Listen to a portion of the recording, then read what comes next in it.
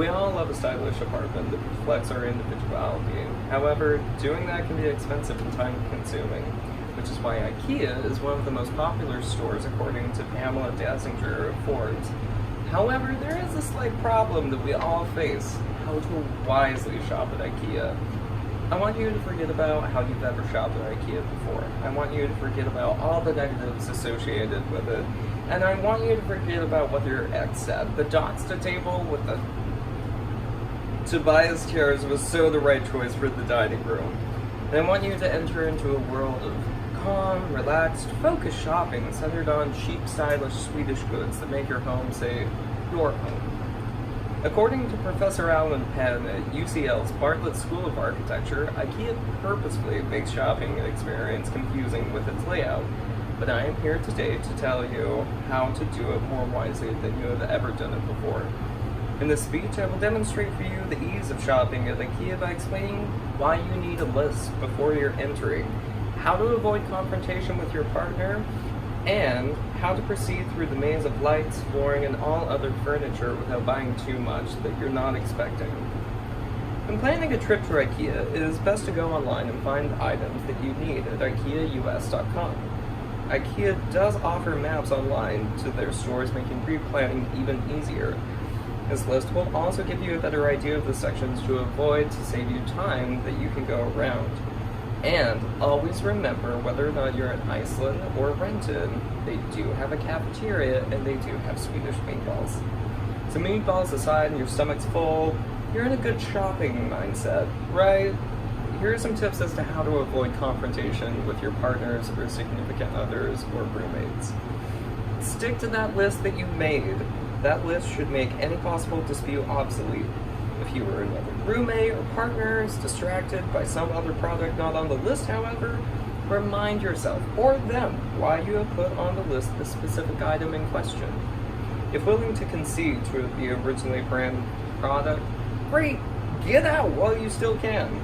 If one cannot concede that the original item is what is really worth purchasing, hear why the new item is better or more appropriate. If the dispute continues and it's your significant other, say yes and move on.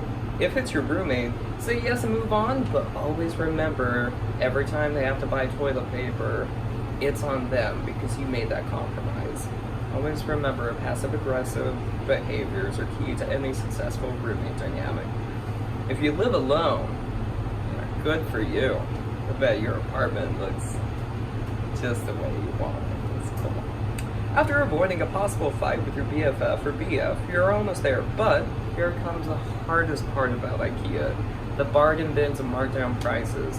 They're everywhere, litter that store. Just avoid them. You don't need a 500 pack of candles for emergencies. You barely have enough food to cover the next 2 days, let alone in an emergency. Candles aren't edible. Ask yourself though, how often would I use this? I feel like a good rule of thumb is if it's something that costs less than $10 and you will use it on a daily basis, it's probably a good thing that the scrubby brushes are always on sale.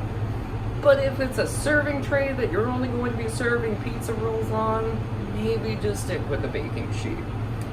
While I am telling you to avoid all of these clearance items, always go to the used section of IKEA at the very end of your trip.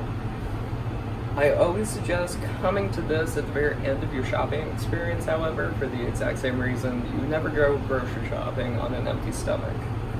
Now that you've checked out of IKEA, do you notice that you're, one, a little bit more financially secure than when you entered, and two, feeling more confident with your significant others or roommates that you can get through any sort of terrible traumatic experience unscathed? It is hard shopping anywhere, but IKEA makes it nearly impossible to not get distracted. But so long as you make a list, avoid destroying your relationships by compromising, albeit passive-aggressively or not, and three, avoid frivolous, cheap items that add up quickly, you'll be set to making your next trip to IKEA more wisely. Trust me, I often end up spending more money on useless items like planters and curtains at IKEA all the time. And I don't even have plants or curtain rods for those useless items, which is why on my next, but more wisely trip to IKEA, those are at the top of the list.